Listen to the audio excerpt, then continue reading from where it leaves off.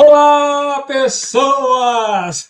É sempre muito bom ter você de volta aqui comigo no canal Multiquena, o canal multitemático. E hoje tá para lá de multi. É isso aí, porque eu vou receber três pessoas aqui no meu palco. É isso mesmo que você ouviu? Três convidados para lá de especial. O primeiro é o grande cineasta, premiadíssimo diretor de cinema Helder Fraga, que ficou um tempo fora do país e está retornando ao canal Multiquena com muitas novidades. É isso aí. E nós vamos falar sobre essas novidades hoje aqui com ele e com duas pessoas do elenco dos dois filmes também premiados. Então vamos lá, vamos chamar primeiro o Helder aqui para conversar com a gente. Seja muitíssimo bem-vindo de volta ao canal Multiquena, meu querido Helder Fraga. Aê! Tudo E bem, aí, meu querido? Flávio? Quanto tempo, hein? Poxa, que alegria! Muito obrigado por esse convite, cara. Muito obrigado por a gente estar conseguindo voltar aqui para o Multiquena, para poder falar de cinema, para poder falar de arte, para poder falar de um monte de coisas legais e desse período também tão valioso para mim, que foi essa passagem pela Europa e os trabalhos que foram realizados lá, em paralelo com os que foram realizados aqui no Brasil também. Estou muito feliz. Maravilha, o prazer é todo meu querido.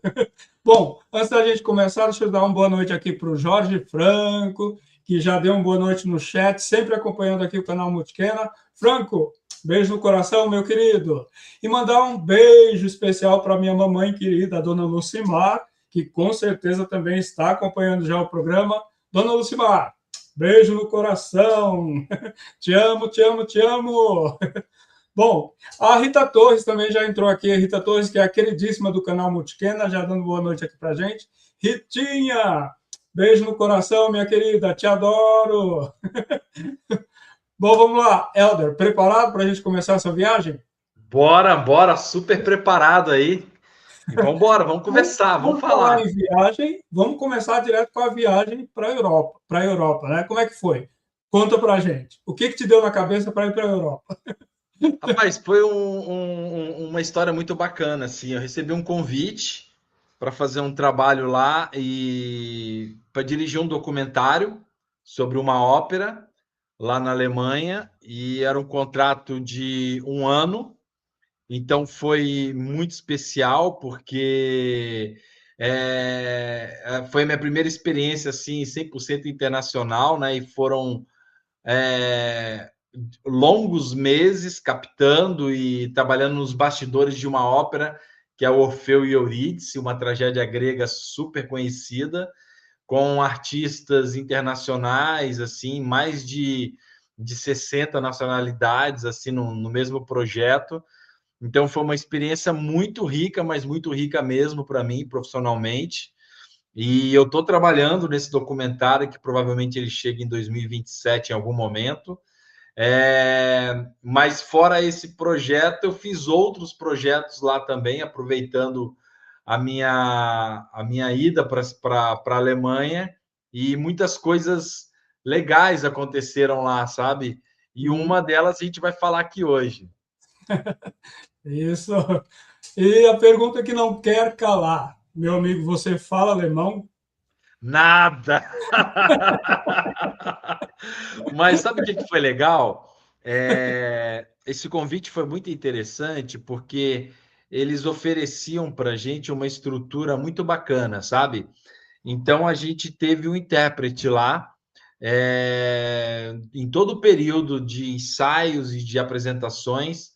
A gente teve um intérprete com a gente ao nosso lado, então ficou muito mais fácil. Meu inglês é horrível, horroroso, então eu preferi o intérprete porque ficava mais fácil a comunicação. Nos primeiros meses a língua gritava muito, mas depois, com o tempo, você começa a acostumar, né? Com a língua e as coisas. Às vezes você começava até meio que entender alguma coisa, assim, sabe? Mas foi muito rico, foi muito prazeroso, assim. E ao contrário do que a gente imagina, que os alemães são bem frios e tudo, eu tive um calor humano ali muito rico, sabe?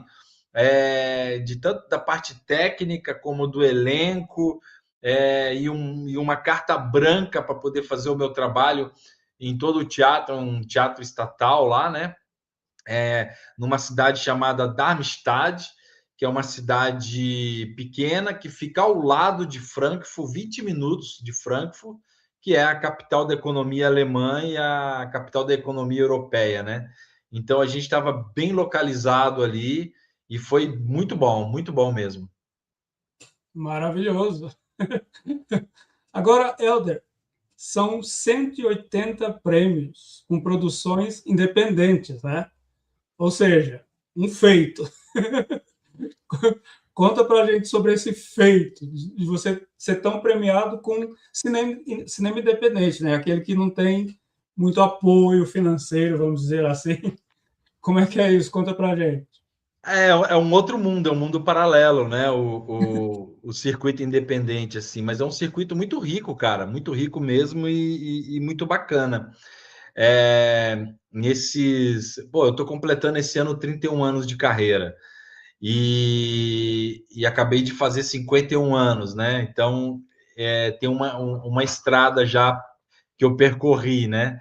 Então, eu acho assim que isso tudo é fruto de muita persistência e muita vontade de realizar, né?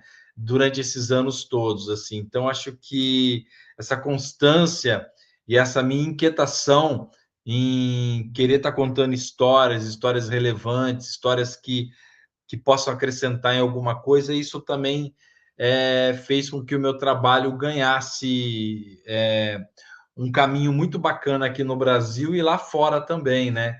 E o cinema independente, eu sou muito grato a ele, porque ele me levou para lugares assim que eu jamais poderia imaginar que eu pudesse ir com o cinema independente, né? A gente acha que os grandes circuitos, os grandes festivais que podem levar a gente, mas eu com o meu cinema independente eu fui para Cannes, né, 2 vezes, que é o maior festival de cinema do mundo.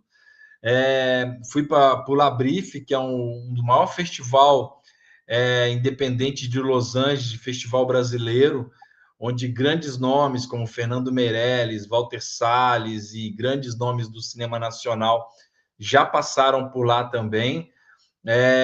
Festivais tive em Moscou, na Rússia, em Seul, na Coreia do Sul, em vários países do mundo, sabe? Com esse meu trabalho autoral.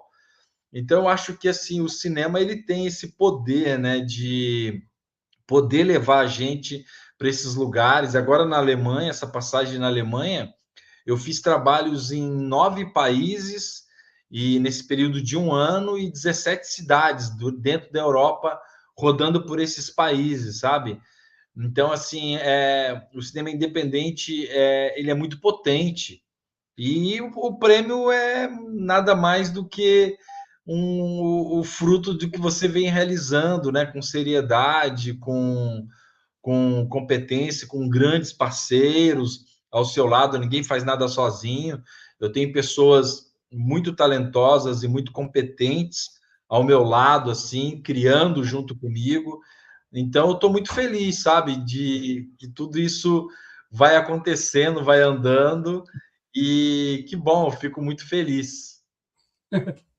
E, o Helder, os teus filmes, eles têm assim uma abordagem sempre social, né? Emocional também, e muito sensível, né? Com muita sensibilidade. Isso tem a ver com o papel social do cinema? Cara, eu acho que sim.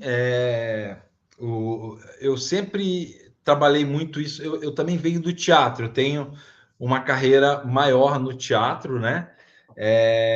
Onde eu trabalhava muito essas questões também sociais, sabe? Dentro do teatro, com vários tipos de críticas sociais, e isso automaticamente entrou no meu trabalho dentro do cinema com muita força, dentro dos meus filmes, dos primeiros curtas, e isso vem atravessando todo esse meu trajeto até aqui, né? culminando agora nesses 2 últimos trabalhos que a gente está conversando.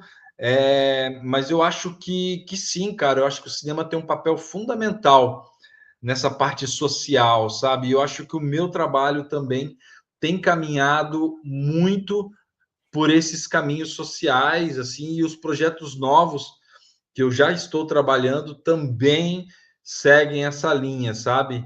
Então, vai vir vários projetos novos, mas que também vão caminhar por essa linha. Uhum.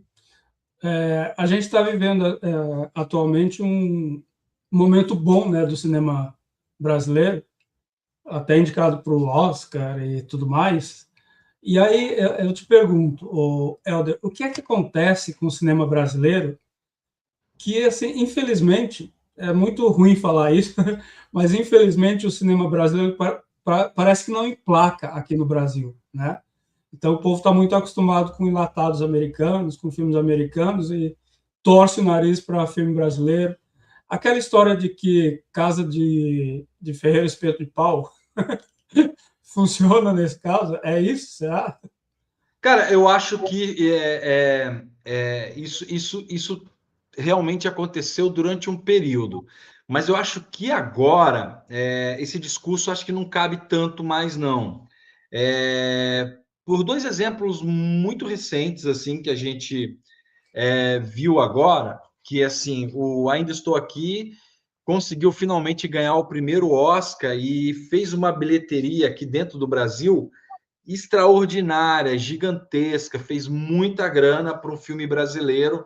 Então significa que o público brasileiro foi em peso para o cinema conferir esse filme. Então a bilheteria foi gigantesca. Não à toa, o filme ganhou prêmios no mundo todo e acabou que a gente teve o nosso primeiro Oscar. E nesse embalo veio o Agente Secreto, que também ganhou um filme que ganhou mais de 70 prêmios internacionais, correu o mundo, ganhou o Globo de Ouro e por pouco não trouxe o nosso segundo Oscar, e também fez uma bilheteria monstra aqui dentro do Brasil. E agora que ela chegou na Netflix, também está no top 10 dos mais assistidos. Aí a gente fala, pô, vamos falar Estamos falando de cinema, mas aí se a gente jogar para o streaming, teve um filme brasileiro, 100% brasileiro, chama Caramelo, que é um filme de um cachorrinho, muito bacana, e dirigido pelo Diego, que foi o top 1 mundial. Esse filme foi mais visto no mundo, e assim a Netflix lançando filmes do mundo todo, com atores famosos de Hollywood e tal, e esse filme ficou durante várias semanas como top número 1. E agora, mais recente, uma série brasileira, 100% brasileira, dirigido pelo Fernando Coimbra, Emergência Radioativa, que é aquele caso real lá que aconteceu em Goiânia, também está na top 1 de série mais assistida no mundo e no Brasil. Então, assim, mostra que a gente vive realmente o nosso melhor momento em séries, em cinema, com projetos de muita qualidade. Recentemente, agora, a gente teve filmes premiados nos maiores festivais, cara, do mundo, assim, que foi incrível. Nós tivemos filmes premiados, o Agente Secreto foi premiado em Veneza, foi premiado em Cannes, tivemos o filme Último Azul premiado em Berlim, e vários outros filmes premiados. Então, assim, estamos rodando os maiores festivais do mundo, os mais prestigiados, ganhando prêmio, ganhando visibilidade. Então, eu acho que a gente está com fôlego, assim, bem forte, assim, sabe? Então a gente podemos comemorar então que o brasileiro acordou, né? Acordou. Realmente Isso, entendeu que nós cara, temos qualidade. tem uma coisa que não dá para ignorar, são os números. E os números dizem por si só, entendeu? Então, os números são incríveis. Então, isso para nós é estimulador, né? Para quem Uhum. trabalha com cinema. Mas o meu questionamento, o Helder, é pelo seguinte, porque parece que essa onda é como uma onda mesmo, ela vem e vai, né? Porque nós tivemos uma época lá da Central do Brasil, naquela época que o filme da Fernanda Montenegro lá, que também foi ao Oscar, que foi um momento assim que do ápice do cinema nacional. Aí parece que deu uma caída de novo e agora retoma. Não sei, é essa impressão que eu tenho. Não sei se você tem a mesma impressão É, estando vivendo isso, né? O eu tempo tenho, mas todo. eu tenho visto que agora, por exemplo, acho que nos últimos 10 anos, assim, se a gente colocar na balança, assim, eu acho que muitos dos nossos filmes e séries estão conquistando um espaço muito grande no mercado internacional e interno também. Entendeu? Eu sinto que o público brasileiro está prestigiando, sim, a obra nacional nos cinemas e as séries estão com uma qualidade que, se você hoje colocar, por exemplo, essa série brasileira DNA do Crime, que é do Heitor Dália, essa do Prime Video, que é o Cangaço Novo, são séries, cara, Os que outros, né? perdem em nada para séries de ação americanas e de grandes orçamentos, tanto que são sucessos assim mundiais, sabe? Então eu acho que assim aquela grande diferença que existia até o próprio Ayrton Senna agora, né, que teve a série, que foi um sucesso avassalador também, que foi feita pela Netflix. Cara, a gente consegue ver que a qualidade do nosso trabalho não tem mais aquela grande diferença que tinha para o cinema americano, cinema europeu. Acho que agora a gente está ali de igual para igual, as ferramentas são as mesmas, e isso só mostra o quanto a gente está preparado assim para produzir muitas coisas boas, de qualidade. E eu acho que o caminho nosso agora, eu acredito muito, sabe? Que daqui para frente eu acho que a gente vai ter muita coisa nacional, muitas coisas boas, assim, com repercussão lá fora e dentro do país, sabe? Uhum. Maravilha. Bom, então agora vamos falar dos dois grandes filmes teus, né? Os últimos maravilhosos, dos quais vamos falar hoje, e trazendo gente do elenco aqui, né, para conversar com a gente, conversar com o público também. Você que está aí acompanhando, não se esqueça de dar um oi no chat, fazer o seu comentário. É muito importante aqui para a dinâmica do nosso programa. Fique à vontade, tá ok? Bom, o primeiro que a gente vai falar é sobre Eu Só Queria Comer, né? É isso, é isso. E para isso eu vou chamar a protagonista, é isso? Não, a Luquinha é a pesquisadora do roteiro, ela trabalhou no roteiro Ah, junto comigo. O protagonista é um ator de Togo, na África, que eu conheci dentro desse trabalho lá na Alemanha, nesse teatro. E ele é um refugiado de Togo, chegou na Alemanha com 12 anos de idade, e a gente ficou muito amigo durante esse processo todo lá na Alemanha. E ele falou que ele tinha muita vontade de trabalhar com cinema. E aí eu falei, poxa, vamos pensar numa história. Eu vou ficar um tempo aqui. E aí a gente começou a conversar muito, sabe? Muito sobre o que fazer. Eu perguntei para ele, mas o que te move, o que te alimenta, o que você quer falar e tudo. E aí a gente chegou numa parte que ele falava que incomodava ele ainda era o racismo.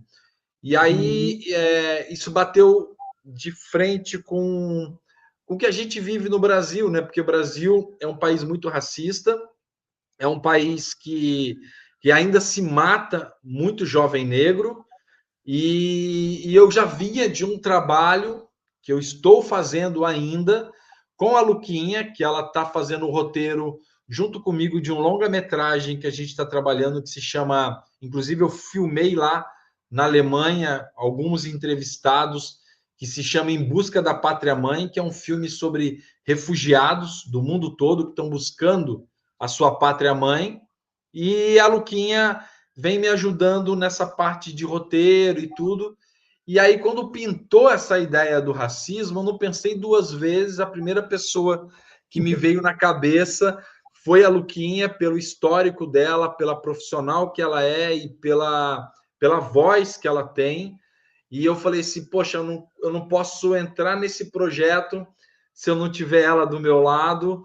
E lá da Alemanha eu acionei ela e falei, Luquinha, vamos fazer esse filme aí, porque eu acho que eu vou precisar de você. E aí a gente fez um trabalho muito legal, que foi juntar a Luquinha com toda a experiência dela com a questão do racismo no Brasil, e o Ali, que é um ator africano que estava na Alemanha com aquela questão da Alemanha, do racismo na Alemanha, e aí a gente quis juntar essa Brasil e Alemanha, e a gente quis falar de racismo, e essa história do filme, Eu Só Queria Comer, é uma história que aconteceu com o Ali. Então, vamos chamar a Luquinha aí. Vamos chamar a Luquinha para o nosso bate-papo aqui. Seja muitíssimo bem-vindo ao canal Multicena, Luquinha Figueiredo. Muito obrigada mesmo. Tudo bom, Helder? Tudo bom, Luquinha? Seja Tudo muito bom, Flávio? bem-vinda. Tudo bem, Luquinha? Antes de tudo, nós queremos saber quem é Luquinha Figueiredo. Conta para a gente. Eu sou profissionalmente, eu sou bióloga, né, de formação, e trabalho há muito tempo na parte social, né, com crianças e adolescentes que vivem situações que esbarram com a questão do racismo. Então, é um trabalho que eu faço há muito tempo, e hoje eu tenho feito também esse trabalho com o Helder, que aconteceu de uma forma assim, muito engraçada, porque eu estava fazendo um trabalho com o Luciano Quirino, e quando ele precisou de alguma coisa, daí ele foi procurar o Helder, e a gente acabou se conhecendo, né, no lançamento de um filme do Helder. E uma outra vez a gente se encontrou e daí não largou mais. Foi muito legal essa questão, porque eu não era dessa linha de fazer roteiro. Eu estava fazendo com o Luciano, mas eu não tinha, né, esse conhecimento.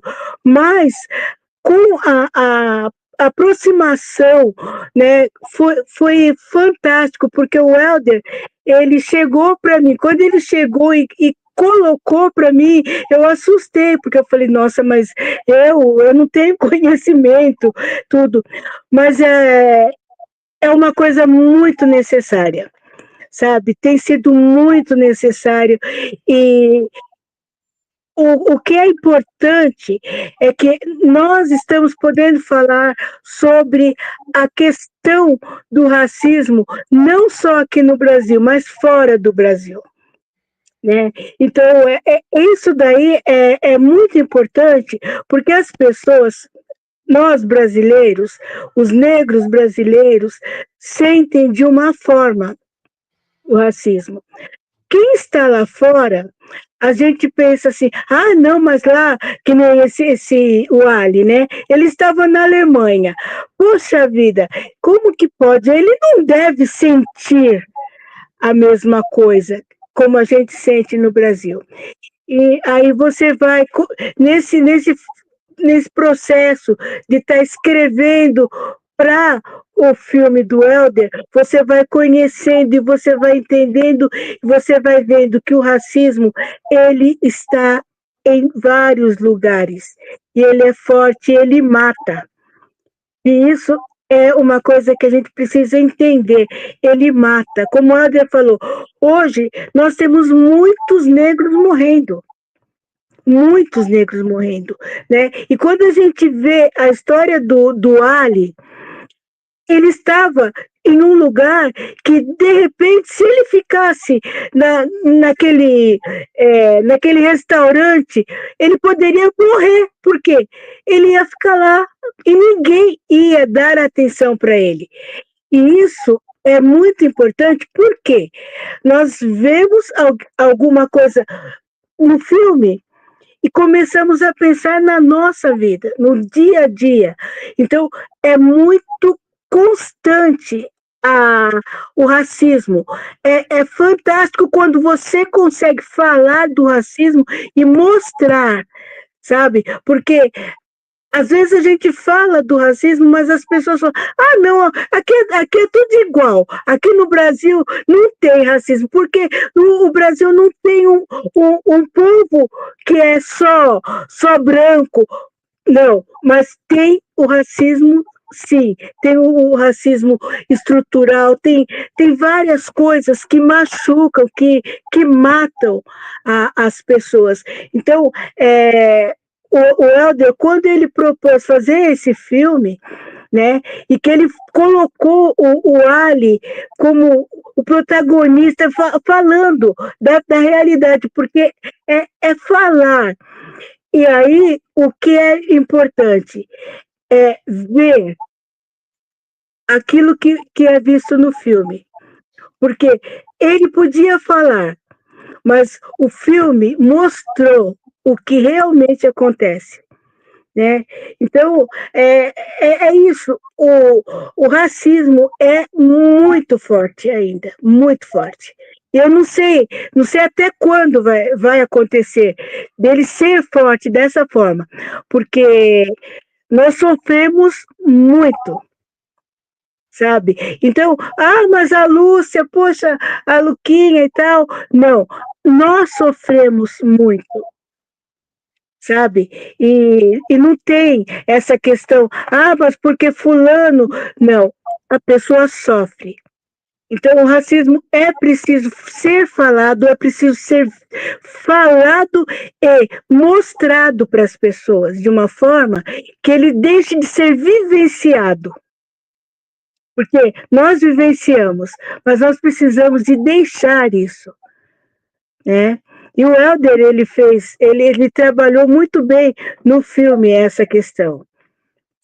Helder, você me falou uma coisa muito interessante, em off, né, antes da gente entrar ao vivo, e eu achei demais interessante assim que você falou que para os brancos, né, a pessoa branca, é impossível você sentir o que sente o negro na pele, né? É impossível, porque você não está na pele da pessoa negra que vive ali o dia a dia no Brasil, enfrentando várias situações de racismo, e você acertou muito em chamar uma pessoa como a Luquinha, né, que tem conhecimento de causa, para contar essa história, para realmente ir a fundo, né, porque o racismo é uma ferida aberta no Brasil, Exato. que não foi fechada ainda. E é engraçado, cortando um pouquinho o Helder, é engraçado que é uma ferida aberta e que ela sempre está sendo colocado sal, pimenta, porque sempre machuca, sempre dói muito. Então é uma ferida que machuca demais. E uma coisa que eu conversei muito com a Luquinha na hora que a gente estava trabalhando no roteiro e nessa pesquisa, é porque o Ali falava para mim uma coisa que, para nós, assim, pessoas brancas, a gente não consegue entender, né? Porque ele falava assim, Helder, eu tinha que pedir para os meus amigos brancos pedirem para mim, porque se eu pedir, não vem. Aí eu falo assim, nossa, você está falando sério isso? Ele falou assim, sério. E aí você fala assim, meu Deus, mas que mundo é esse que a gente vive, sabe? E por isso que assim foi fundamental para mim ter a Luquinha ao meu lado, porque é uma pessoa que lida com isso diariamente e que sabe também esses pontos que a gente precisa tocar para que possa despertar também, sabe? Uma consciência geral nas pessoas, porque realmente é isso que a Luquinha fala, isso não cabe mais, sabe? Nos dias de hoje, a gente está passando por isso, e a coisa que eu mais queria fazer era pegar um tema tão simples, mas tão simples, e mostrar que o simples, às vezes, nem é tão simples. Porque o fato de você entrar dentro de um restaurante, sentar numa mesa, você tem o seu dinheiro no bolso, e você só vai pedir um prato de comida, você vai comer, vai pagar e vai embora. Isso é uma coisa básica. E a partir do momento que uma coisa tão básica e simples você não consegue fazer com dignidade, aí está tudo errado, né?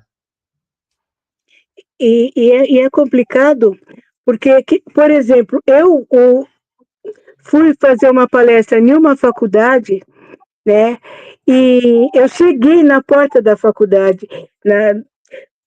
Falei, olha, eu tenho que ir em tal área da faculdade e tal.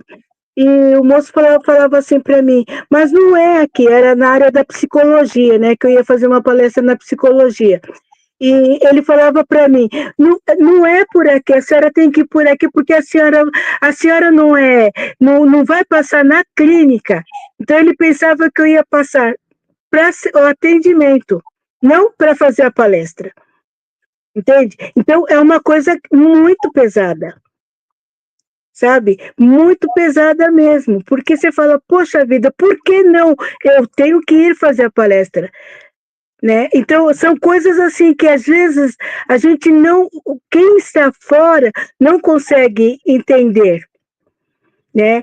E eu acho que quando ele fez esse filme, é uma coisa assim, é muito sutil, sabe? Porque a pessoa está ali e ela não está recebendo o que poderia estar recebendo.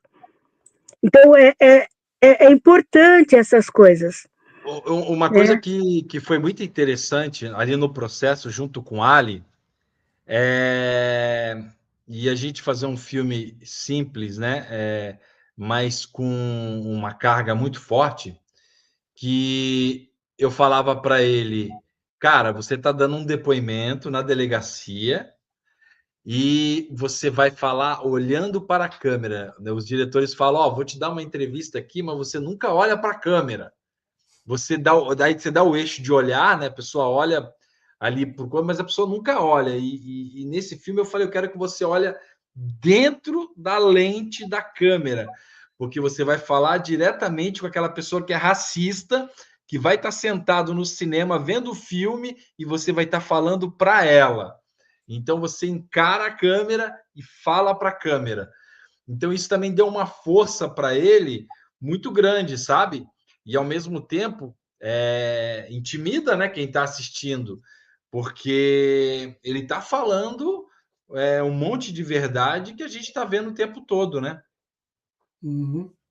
Sim. E eu acho interessante, porque da mesma forma que nós fizemos, né, eu fiz a pesquisa para esse filme, agora a gente está ainda fazendo esse outro, que é sobre as pessoas que são refugiados, e nós mexemos com a mesma questão, porque nós temos vários negros de outros países e que estão também, né, que estão aqui no Brasil, estão lá na Alemanha, e a gente consegue entender e ver a dificuldade que é, sabe? A dificuldade, a forma como eles veem, a forma como eles são vistos, existe uma diferença, sabe? Isso daí é muito claro. Eu acho que até o Helder pode falar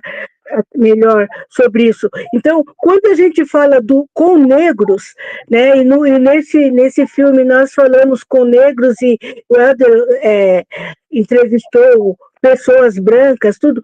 Então, a realidade é totalmente diferente. Mesmo quando os negros aqui já estão no patamar melhor, sabe? Tudo, mas é muito difícil, é muito duro para eles, né? Eu digo para eles, mas para nós, porque aqui nós sofremos ainda. Uhum. Bom, deixa eu soltar aqui um trailer, né? Que é do outro filme, para trazer o nosso outro convidado para a gente falar sobre Um Dia Após o Outro. Então vamos ver o trailer. Aí eu já chamo o Paulo, que é o ator. Eu sempre quis escrever a minha história. Eu acho que agora é o momento.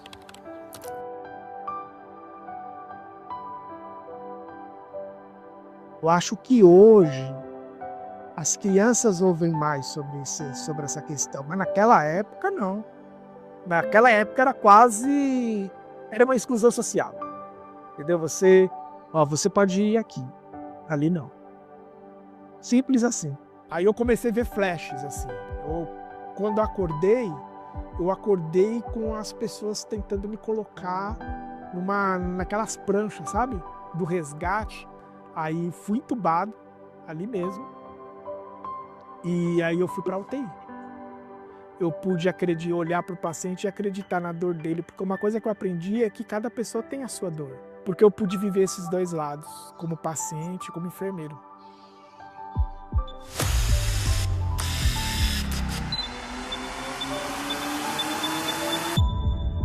E a decisão última e derradeira de todo ser humano vai ser uma decisão do coração. E se é uma decisão do coração, vai ser uma decisão de crer. A pergunta é: em quem? No quê? Mas o que me deu a paz é saber que eu não estou só. Um dia após o outro.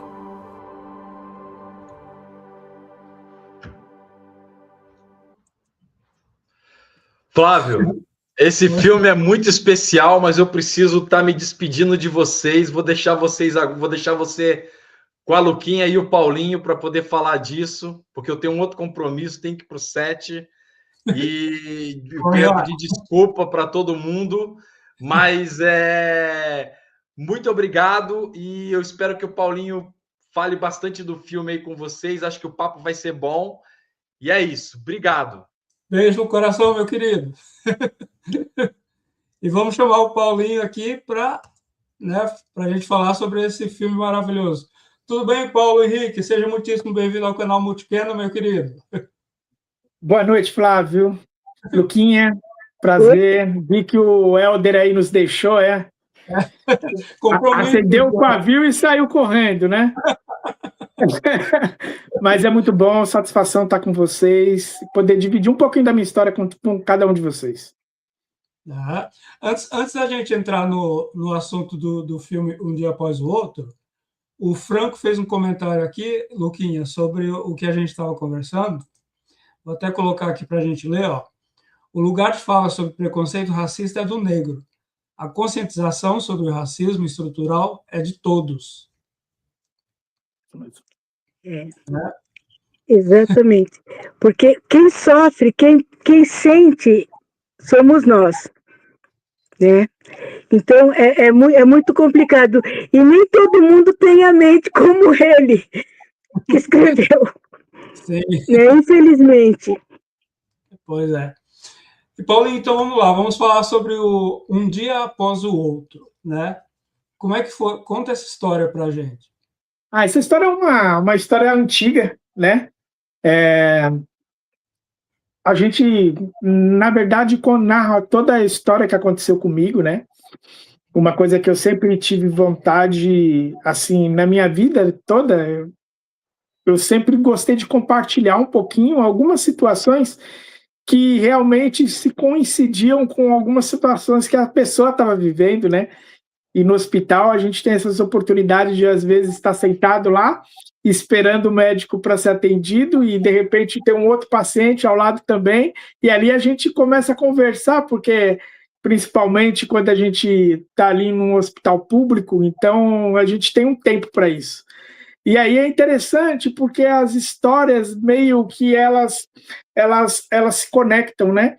Então a gente parte do ponto comum do sofrimento, né, que é algo comum do ser humano, né, mas que o ser humano evita de relatar, evita de falar, né, parece que a gente é construído para ser pessoas fortes, né, como que se o forte fosse aquele que não passa por algum tipo de sofrimento ou passa por alguma situação difícil. E nessa situação, eu tive essas possibilidades de falar um pouquinho das coisas que eu vivi, das coisas que eu estava vivendo, né, nessa questão do tratamento em si, né, passando pelo tratamento, passando pela situação, e eu ficava assim feliz em ver assim pessoas que às vezes estavam tristes quase não falando, e de repente você compartilhando, trocando uma ideia com ela, contando um pouquinho da sua história, a coisa muda. Então, você vê a pessoa conversando com o outro e falando também das suas dores. Então, eu vejo que muitas pessoas, elas precisam expor um pouquinho disso, do que elas estão passando, daquilo que está sentindo. E tem uma coisa que sempre ficou na minha mente, em contar um pouquinho da minha história para outras pessoas. Para pessoas que, de repente, estão passando por uma situação difícil também, e que, nessa situação, ela precisa desconectar com pessoas que estão passando pela mesma situação, ou passaram por situação assim, né? E que estão vivendo e encarando aquela situação que ela está passando de uma forma diferente, né? Para que ela tenha a oportunidade de olhar e falar assim, não, peraí, né? O caminho não é só, por exemplo, a depressão. O caminho não é só você ficar ali, né, martirizando pelaquela coisa do que você está sofrendo, né? Porque no momento que você está sofrendo, é muito difícil, né? Como aquele negócio, quando você passa pelo sofrimento, o relato é uma coisa, mas quando você está nele é outra, né? Então, quando você está ali vivendo a dor e tudo mais, então esse desejo de poder falar me conectou com uma amiga, né, que, conversando com ela até falando sobre situações que ela também viveu, e a gente conversando com ela, que é a Suzana Alves, né? E a gente conversando juntos sobre algumas coisas da minha vida, algumas coisas que eu estava passando. Aí ela falava para mim, Paulo, você tem que contar essa história, as pessoas têm que conhecer a tua história, as pessoas precisam de saber, né, de como você passou por algumas situações. Eu acho que só pelo fato de você partilhar isso com as pessoas vai fazer muito bem, né? E eu fiquei com aquilo na cabeça, e ela também, né? Mas ela tinha o amigo, o Helder Fraga, que era um amigo comum dela, e ela compartilhou isso com ele, né? E aí ficou aquela conversa, aquela coisa assim. Depois eu tive a oportunidade de conhecê-la e de caminhar junto aí por um tempo, e a gente sempre conversando sobre isso. O Helder falando para mim, não, nós precisamos contar isso aí, isso daí é um filme, cara, isso tem que rolar um filme. E aí eu cheguei para ele e falei assim, nossa, um filme, né? A gente já fala assim, não, eu quero contar a minha história, mas um filme, né? Será que tem história para isso? Né? A gente falou, não, cara, a gente tem que programar isso, contar essa história para as pessoas. E aí ele, num dado momento, eu estava passando por uma situação da amputação, né, do meu pé esquerdo, e aí ele chegou para mim e falou assim, cara, agora é o momento da gente fazer isso. Aí eu falei, agora? Eu falei, topa. Aí eu falei, fechou, vamos começar a contar a história. Então a história, ela é narrada e ela é feita durante uma experiência, né, de uma pré-amputação do meu membro esquerdo, né, inferior esquerdo. E a gente pode contar essa história aí que vocês vão poder assistir e ver, né? Fazer esse documentário, né? Uhum.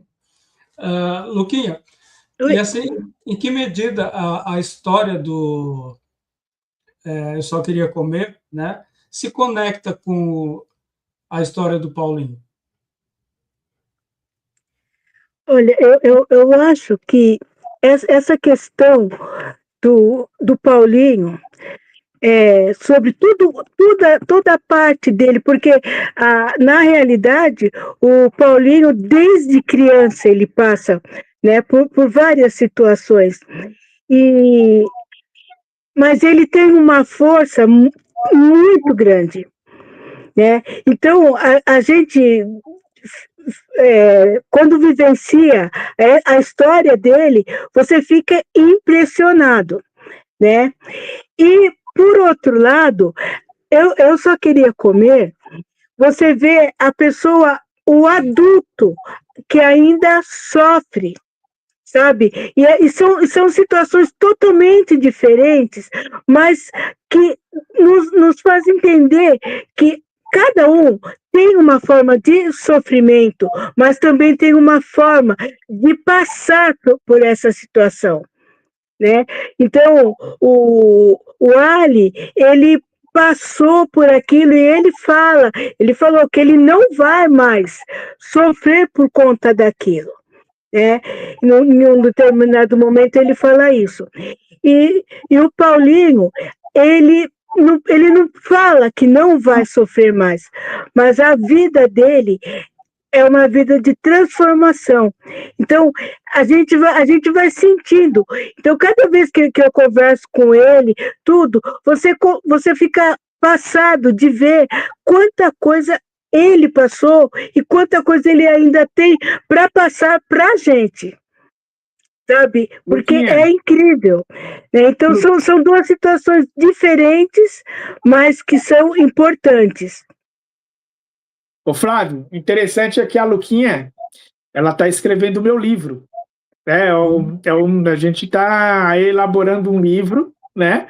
E, na verdade, é um caminho que nós estamos fazendo, que inicia com o documentário, que é este filme que vocês estão vendo aí, assistindo, o livro, e que a ideia de ainda ser lançado ainda este ano. E a partir desse livro, aí nós vamos para ficção, que é o filme propriamente dito. E esse é o caminho. Mas até na conversa com a Luquinha sobre a questão, principalmente essa do racismo, né, há uma diferença tremenda de um paciente negro e um paciente branco. É difícil a gente falar sobre isso, porque quando a gente fala sobre tratamento, parece que a gente está falando da mesma pessoa, de um doente que está necessitado. Mas há uma diferença do paciente branco e o paciente negro. A acessibilidade dele, o acesso a ele a um hospital bom, digno, de uma equipe médica boa e digna, e de repente também, o que já muitas vezes já aconteceu, de você pegar um médico que é racista. Então, o comportamento dele e o cuidado dele prestado para com o outro é diferente. Então, assim, isso não se fala, mas a gente sente. E principalmente você que está passando por um processo de tratamento longo, que você passa por muitos médicos, então você evidencia isso com muito mais clareza. Então, é importante esse âmbito de fala, onde você pode falar aquilo que muitas vezes é doloroso e que você não tem microfone para falar. E você não tem espaço para falar. Porque não é dito.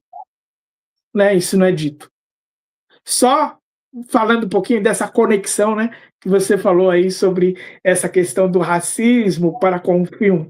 Né? Obviamente que nesse documentário em si não está assim, totalmente explícito isso, mas já deixando, né, aí uma propaganda, pode-se dizer aí, para o livro, porque com o livro a gente fala sobre isso, a gente conversa sobre isso. Exato. Eu acho que é muito importante falar sobre essa questão. Né? Porque hoje a gente sabe, a gente vê que está sendo falado, mas nós precisamos falar mais, sabe? Porque ainda tem muitas pessoas que passam e que sofrem isso no dia a dia. Então, é muito tranquilo, muitas vezes, para quem não está sofrendo a questão do racismo, achar, falar, puxa vida, é da cabeça da pessoa. A pessoa não quis falar isso, mas, na verdade, a pessoa quis falar, a pessoa sabia que estava falando, né? E sabia que ia machucar. Então, são 3 coisas que a pessoa sabia e que ela acha natural. Ah, mas é natural isso. É natural porque é para ela. Mas para quem está passando ou para quem está vendo, isso é muito difícil, é muito duro. Então, é uma dor que machuca e que corrói, porque não é uma coisa assim, que você bateu o dedão do pé e passou a dor. Não, ela fica. Né? Ela fica. E é complicado, porque quando essa dor fica, você vai passando por outras situações e você vai levando essa dor com você. Então, você tem uma pessoa hoje que seja um artista, né? Ele sabe que ele tem dificuldade maior de conseguir um papel do que uma pessoa branca. Hoje, graças a Deus, as coisas estão mudando um pouquinho, né? Mas é muito visível isso. Mas as pessoas continuam falando, isso não existe, isso vocês que querem colocar, e não é real. Né? É real. E nós precisamos, eu acho assim, que o negro precisa se colocar. Precisa se colocar, sabe? E mostrar, e ir atrás de resolver situações que envolvem racismo. Porque o negro, ele acostumou a aquilo que foi dado para ele, nossa, já é demais. E não é demais. É o mínimo que pode se dar. Então, nós temos que buscar coisas que são nossas, valores que são nossos, precisam ser respeitados. Entende? É interessante, Luquinha, aquilo que nós conversamos, né? Dificilmente você vê um negro adulto que nunca foi perseguido, não perseguido, mas vigiado dentro de um shopping, em uma determinada loja de grife ou tudo mais, né? Você sabe que o segurança ele está ali, ele está de olho em você, ele está te acompanhando, né? Não é dito, mas à distância isso é velado, né? Então você percebe assim essa questão. E isso a gente vai falar bastante no livro também, né, Luquinha? Exato, a gente tem conversado bastante sobre isso, né? Assim como a deficiência, né? Também. Porque você está falando do negro deficiente, né? Quer dizer, ele já tem uma necessidade, né? E a gente sabe que o Brasil ele está longe, né, de ser um lugar acessível para deficiente, né? Exato. Inclusive, Flávio, a revista Reação, o próximo número, eu fiz uma entrevista com o Paulinho, com o fotógrafo, né, que é deficiente visual, e com uma menina que foi aluna desse fotógrafo, que ela também é deficiente visual. E por quê? Porque nós precisamos colocar essas pessoas, a dar voz a essas pessoas. Né? Precisa ser falado, precisa ser ouvido, precisa entender. Poxa, mas por quê? Não é? Eles podem fazer, têm condições totais de fazer, mas o que acontece? O preconceito vem antes de qualquer situação. O racismo vem antes de qualquer situação. Então, as pessoas são podadas de fazer. Né? E a gente precisa fazer com que essas coisas diminuam, que vão acabando. Né? Porque é duro, é muito duro, é dolorido essa situação, é muito dolorida. E quando você fala de um negro deficiente, você consegue entender o quanto é complicado para esse negro. Sabe, o quanto é difícil para ele. Né? É lógico que o Paulinho, ele sabe o que ele passa, mas ele tem uma resistência, ele tem uma força além muito, muito grande. Mas quando a pessoa se senta ou deita a cabeça no travesseiro, dói demais. Dói muito. A gente não, a gente quando a gente pensou em falar sobre o filme, o que a gente vai contar no filme, né? O que a gente vai colocar no seu documentário, né? Aí o Helder assim desenhou muito bem, né? Aquilo que a gente deveria colocar, porque ele falou assim, olha, não dá para colocar tudo. Então nós vamos trabalhar primeiro aquilo que você viveu, contar um pouco da sua história, né? E o tema ainda foi bem interessante, porque um dia após o outro, porque realmente é isso, né? O cada dia, né? Eu fiz. Na primeira conversa que a gente teve, ele falou assim, Paulo, quantas cirurgias você já passou? Aí eu falei para ele, olha, vamos pensar em cirurgias grandes. 27 cirurgias até hoje. 27 cirurgias. Agora, eu não estou contando aí microcirurgias, cirurgias que eu tive que fazer de enxerto, cirurgias reparadoras, mas a gente vai colocar aí esse tipo de cirurgia. Porque aí ele falou, Paulo, mas quantas vezes você teve desenganado pelos médicos? Aí eu falei para ele, na minha vida, desse momento até aqui, 7 vezes. Bom, eu tive em coma 6 meses, 6 meses eu fiquei em coma e os meus pais e a minha família foram despedir de mim no hospital. O relato, eu tinha 5 anos de idade, eu tive osteomielite, uma infecção dentro do osso, que ela implodiu o meu pé esquerdo e o quadril direito.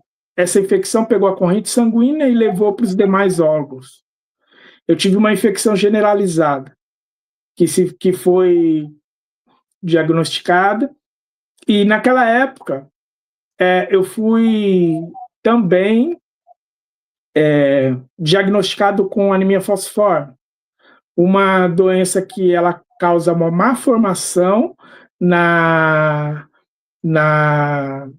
nos glóbulos vermelhos, que levam o oxigênio para o sangue.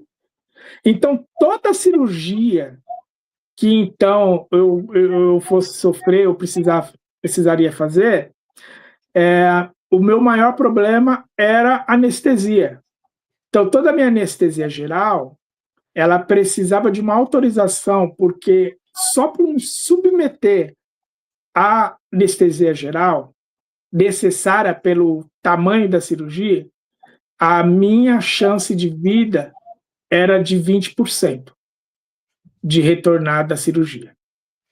Então, quanto mais tempo fosse a cirurgia, menor porcentagem de voltar eu tinha. Além da anemia falciforme, que causa uma inflamação, que causam problemas grandes, assim, né? Que era uma coisa muito séria, né? Quando ela se unia a todos esses diagnósticos que tive. Então, assim, desde pequeno, essa osteomielite, ela também trouxe para mim problemas até mesmo, ó, na minha face aqui, o meu queixo também é um pouco deslocado, também por conta da osteomielite. Então, o quanto que ela influenciou nessa questão óssea, né? Eu estava falando pro Helder e a gente conversando assim, né? Quando eu fui diagnosticado, eu não fui diagnosticado de pronto. O médico, ele achou que, porque eu era um garoto arteiro, com 5 anos de idade, aquele que corria e pulava, eles acharam que eu tinha torcido o meu pé. Então, eles engessaram o meu pé e me mandaram para casa. Falaram, olha, ele torceu o pé, aí ele volta com o gesso para casa. Mas em casa, a minha febre aumentou, a febre aumentou tamanha que eu tive convulsão e perdi a consciência. E os meus pais me levaram para um outro hospital. E quando chegou no outro hospital, o médico de plantão, ali, ele percebeu a gravidade da situação, e quando ele falou, não, vamos retirar o gesso. E quando ele retirou o gesso, já estava ali. A infecção tinha estourado o meu pé. Então, eu perdi a articulação do meu pé esquerdo, e aí aquela situação grave que me levou a um coma de 6 meses. Então, 6 meses em coma. a minha caminhada, e eu falo assim que meu primeiro aniversário aí, né, foi quando a minha família, o médico falou, olha, vem visitar o Paulo, porque o Paulo, ele não passa dessa noite. Então vem se despedir.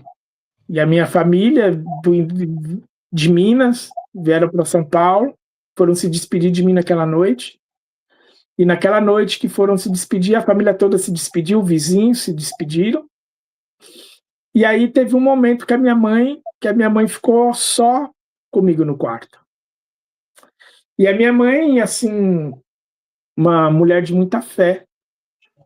O meu pai também.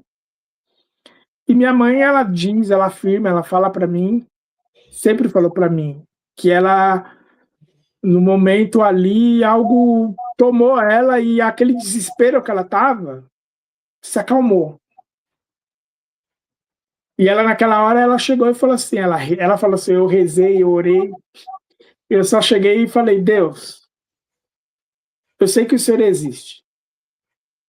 E se o Senhor existe, esse é meu filho. E se você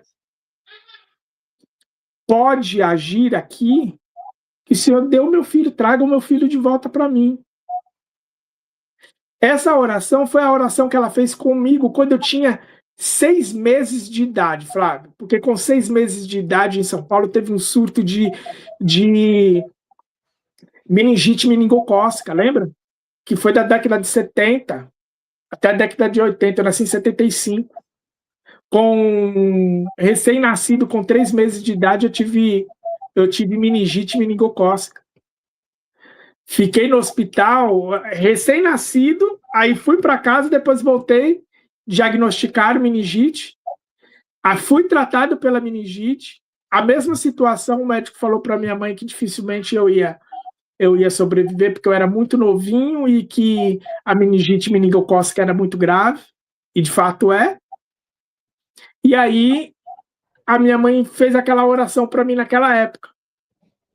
E naquela época, os médicos ficaram espantados, porque, de verdade, Deus agiu de uma forma que, depois de 2 semanas, eu estava recebendo alta. E nessa noite, com 5 anos de idade, nós não sabíamos, mas era a sequela dessa meningite que eu tive lá, com 3 meses de idade. A sequela, ela ficou ali. E num dado momento, ela deu um start. E veio como osteomielite, que não foi diagnosticada. E aí que eles perceberam isso. Aí veio essa osteomielite, fiquei em coma, e naquela noite minha mãe fez a mesma oração que ela fez lá, com 3 meses. Aí, spam. Eu acordei do coma. Os médicos ficaram assustados e chegaram para os meus pais e falaram, olha, o Paulo, ele não pode ficar aqui, ele não tem condição de ficar ali, tem que ir para um hospital, porque o estado dele é muito grave e o hospital aqui não tem como comportar. Na época era o hospital Príncipe Humberto, em São Bernardo. E aí o médico, ele era chefe lá, mas ele fazia estágio no Hospital das Clínicas. E ele apresentou o meu caso para o professor. E o professor das clínicas falaram, não, vamos trazer ele para cá, porque é interessante para nós, pelo caso dele, e é interessante para ele, porque a gente tem como cuidar dele aqui. E deixaram, depois de 3 semanas, né, aquela coisa de infecção, medicação toda hora, e tudo, os enfermeiros esqueceram a grade do berço, a grade do berço travada, então ela ficou aberta. E eu era pequeno, minha mãe saiu para tomar banho, né, para se trocar e retornar para o hospital, para me acompanhar, e nessa saída dela eu caí da cama, porque esqueceram a grade, foram colher exame e esqueceram a grade aberta, eu caí da cama. Aí eu tenho até hoje a cicatriz aqui. e a cicatriz aqui no punho desse acontecimento. Quando a minha mãe chegou, estava aquele reboliço dentro do hospital. Ela chamou polícia e tudo mais, pelo fato de ter acontecido, pelo que ocorreu e tudo mais. E o médico falou assim, ela queria me tirar de lá. E o médico falou, não, ele não pode, ele não vai resistir se ele sair daqui.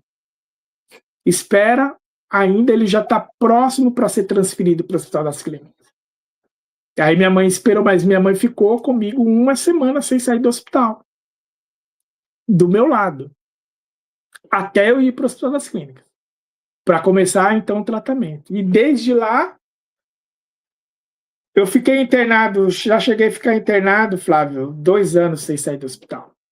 Eu tinha um quarto lá na pediatria do Hospital das Clínicas, que era modelado como se fosse meu, né? Porque só tinha eu e a minha mãe.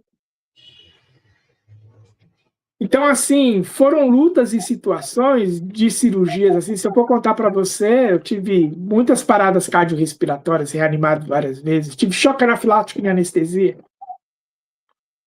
várias vezes.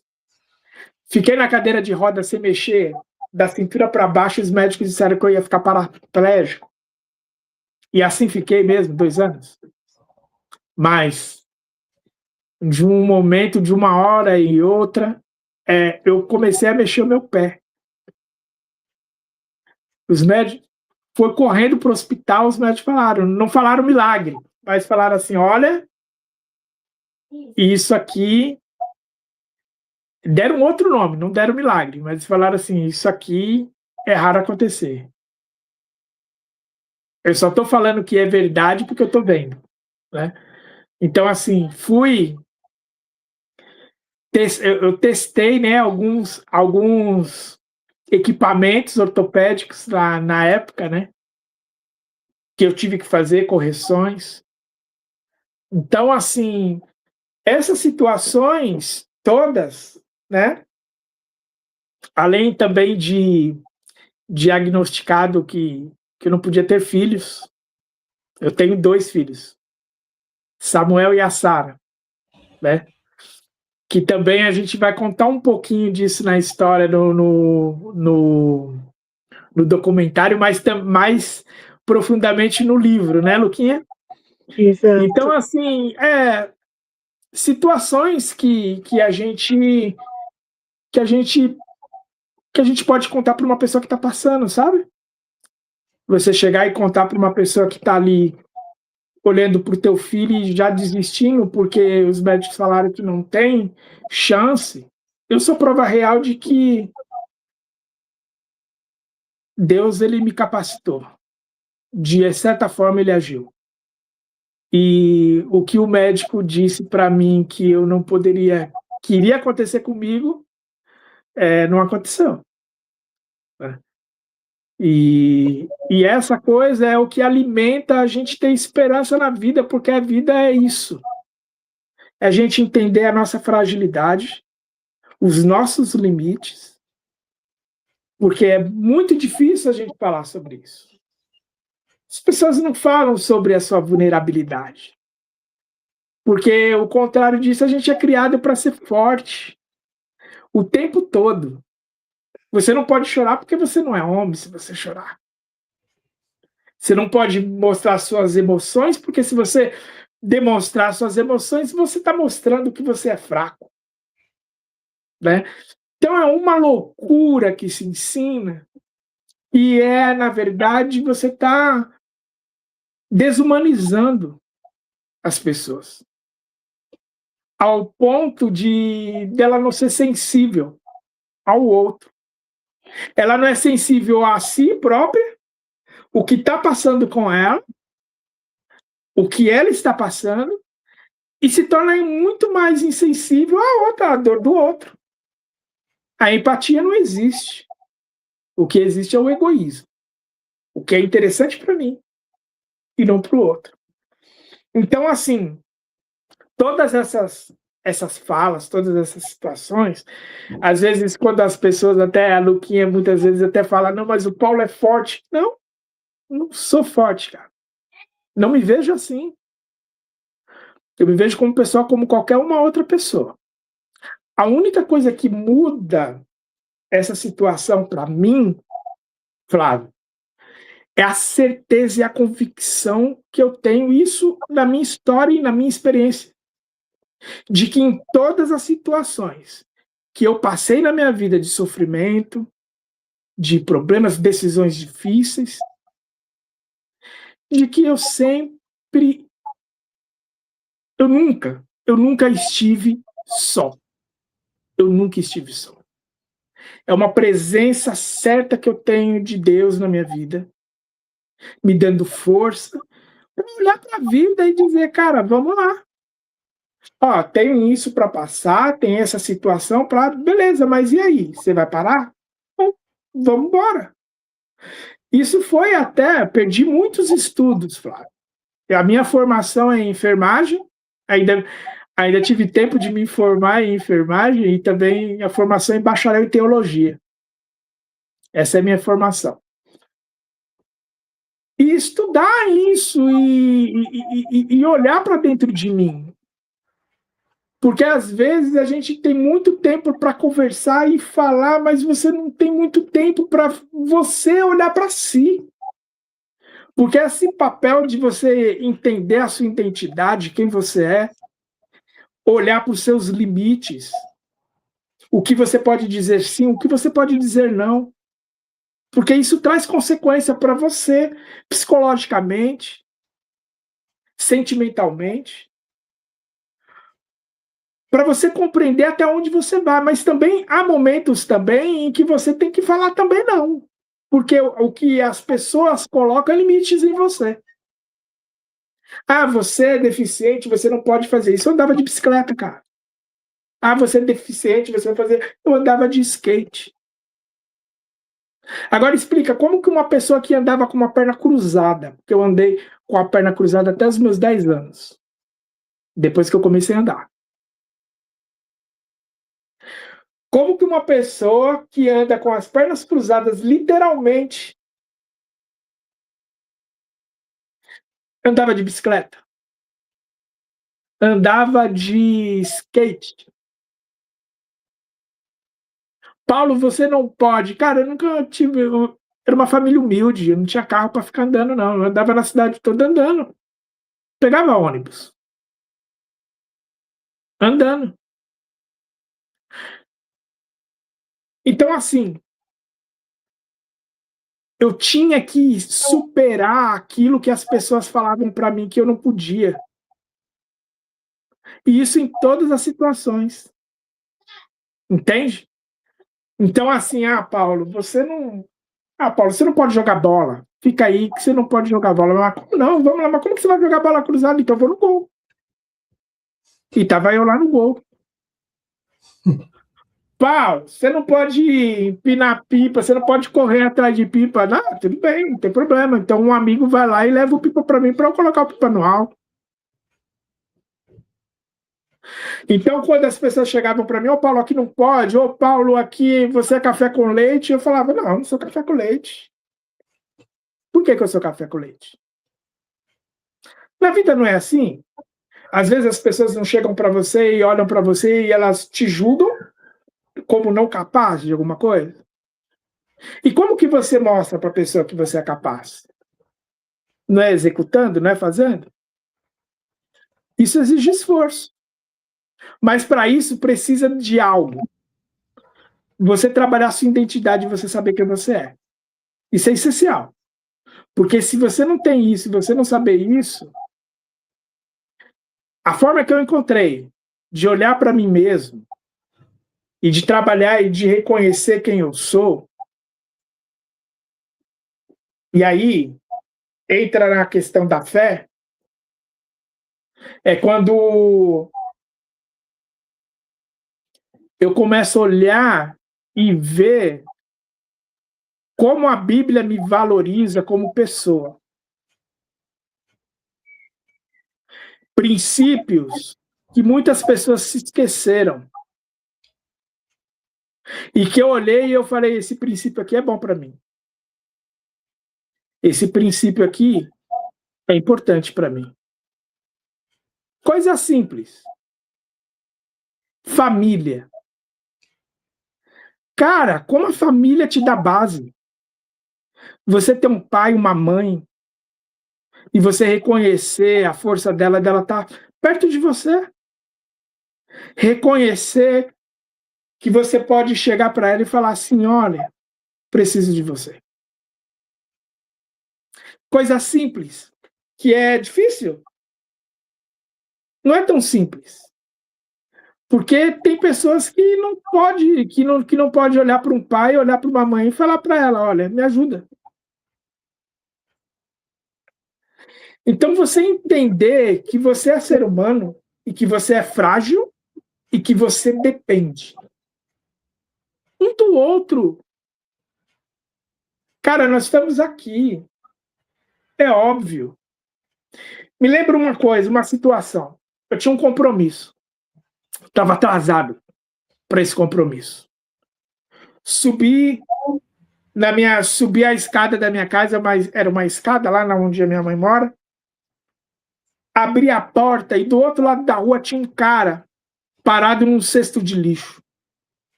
E ele estava procurando algo para comer no lixo. Ele tirou um ovo e ele colocou o ovo naquela lixeira que era de ferro, sabe? Equilibrando ali o ovo para falar assim: não, vou guardar o ovo aqui para não cair. E de repente aquele ovo escorregou e bateu, caiu e quebrou. Ele ficou olhando para aquele ovo. E aquele ovo assim, derramando na rua, na calçada, assim, né? Escorrendo. O meu compromisso acabou ali, velho. Eu parei, eu olhei e eu pensei. Há 10 minutos, há 1 minuto atrás, a minha mãe preparou um café para mim, porque ela viu que eu estava com pressa para poder sair. Ela falou: olha, não sai sem comer. Preparou um pão, preparou um negócio, preparou uma coisa, e eu tomei um pouquinho daquela vitamina e deixei tudo lá, cara, porque eu estava atrasado. Mas quando eu me deparei com essa realidade, eu olhei e falei assim: não, peraí, aquele café que a minha mãe preparou não é para mim, é para ele. Eu fui até ele, cheguei para ele: espera um pouco, você pode esperar um pouquinho? Ele me olhou assim, meio sem entender o que era. Eu desci, peguei aquele prato que a minha mãe preparou, aquele café que a minha mãe preparou, e eu levei lá para cima. E eu cheguei para ele: cara, isso aqui é para você tomar o café. Trouxe ele para minha calçada, porque ele estava do outro lado, sentei com ele, ele tomou o café e eu tomei o café com ele. Eu não só dei café para ele e saí andando. Eu tomei o café para ele para que ele visse que realmente é importante. Ele é importante, a necessidade dele é importante. Agora, como a gente não pode ser sensível a isso? Então, o sofrimento na minha vida, ele trabalhou muita coisa em mim, cara. E a dor do outro também.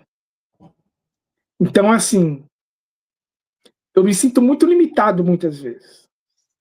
E quando eu trabalhava na área da enfermagem, eu trabalhei no Hospital das Clínicas, na UTI da Pneumos, lá na clínica médica, no Instituto Central, conhecido ali, onde era o antigo PS.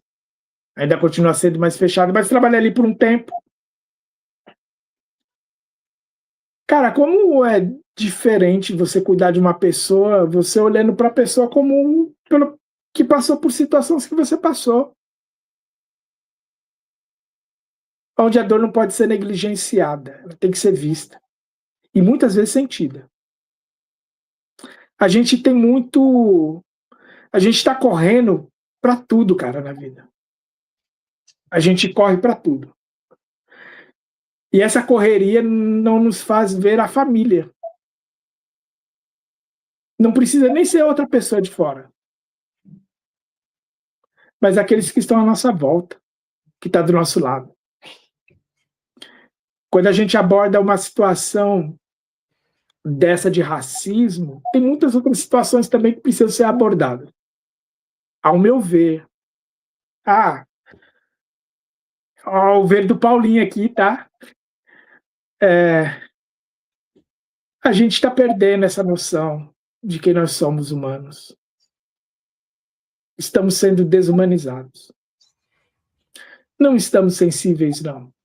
Nem a nós mesmos. Eu acho que o caminho é esse, ser sensível a si mesmo, primeiro. A gente aprende uma máxima na enfermagem. Para você cuidar do outro, você precisa estar bem.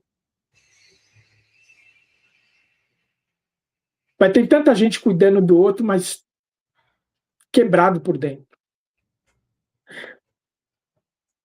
Quando o Helder chegou para mim e falou assim, cara, vamos contar a tua história, vamos falar sobre isso. Eu falei, aí uma das coisas, ele falou, cara, você tem umas cicatrizes aí. Eu falei, sim, tenho aqui. No meu corpo eu tenho várias.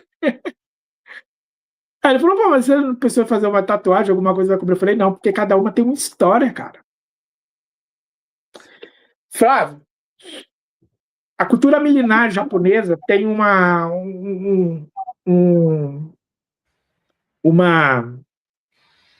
cultura bem interessante com a questão do vaso, sabe? Então, o vaso, eles fazem aqueles vasos lá, e aqueles vasos valiosos, né, que se tornam mais valiosos ainda quando acontece algum problema com ele. Ele cai, ele quebra. Por quê? Porque esse restaurador, ele pega o vaso, ele pega a resina e ele cola, e ele coloca nas fissuras dessa resina um pó de ouro ou um pó de prata, restaurando o vaso, colando peça por peça que foi quebrada, mas com uma fissura colada com pó de ouro, valorizando a rachadura do vaso. Porque cada rachadura tem uma história. O vaso mostra resiliência. O vaso mostra a sua beleza. Porque não há beleza maior do que a beleza humana, que é a imperfeição. Somos imperfeitos. E a imperfeição, ela precisa ser valorizada. Isso aí. Meus queridos, eu quero agradecer muito, muito, muito mesmo a presença de vocês aqui hoje, por essa conversa que foi tão interessante demais, emocionante, história de fé, de resiliência, enfim, né? Eu quero agradecer muito a presença de vocês e já deixar o convite para vocês retornarem, principalmente quando a Luquinha terminar de escrever o seu livro. Eu quero receber vocês aqui de novo para a gente falar mais sobre essas histórias. Mas antes da gente encerrar, Luquinha, eu quero ouvir de você. Como é o desafio de contar uma história tão linda como essa? É muito grande. Olha, está sendo assim. Eu até falei esses dias para ele, falei, a gente precisa fazer uma reunião e conversar, porque são muitas coisas, né? E se você for parar para pensar, tudo tem um valor muito grande. Então, não é fácil não, viu? Está sendo bem complicado. Um desafio, né? Mais um desafio. Mas é um desafio. Mas é um grande desafio. Com certeza você vai tirar de letra, tenho certeza. Meus queridos, muitíssimo obrigado a vocês. E já deixei o convite aqui. Por favor, retornem assim que o livro ficar pronto para a gente conversar sobre ele, tá ok? Muito certo. Um beijo no coração de cada um de vocês dois. Tudo de bom, Flávio. E a gente se vê, com certeza. Um prazer, Flávio. E quero conhecê-lo pessoalmente, viu, Flávio? Com certeza. Vocês querem deixar um contato, assim, para as pessoas entrarem em contato ou não? O contato do Helder, né? A gente tem feito agora, nós vamos agora dia 30, é que eu não tenho a agenda aqui aberta, né? Mas dia 30 a gente vai fazer vamos passar o documentário lá em Diadema, né? Mas vai estar no Simpla. Então, se vocês verem aí uma foto, né? A arte está aí, né? Tá. Quando vocês verem essa arte no Simpla lá, então já está abrindo. Vamos fazer o ingresso gratuito, né? E a gente vai estar falando lá, mostrando lá para vocês poderem entrar e fazer a inscrição para assistir lá o documentário conosco. Vou ficar muito feliz com a presença de quem puder, né? Estar presente. Maravilha. Muitíssimo obrigado, meus queridos. Uma ótima noite para vocês. Para você também, tudo de bom. Até mais, bom. Flávio. Grato. Tchau. Até mais, Luquinha.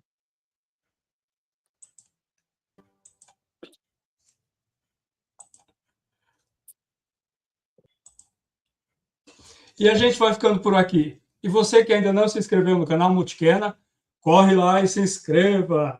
Não perca as entrevistas que são para lá de emocionantes, para lá de maravilhosas, de interessantes. Então, corre lá e se inscreve.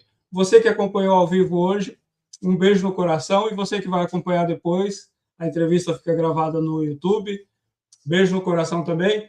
Muitíssimo obrigado pela companhia e até a próxima sexta, às 19 horas. Não se esqueçam. Beijo no coração. Tchau, pessoas. Tchau. Beijo.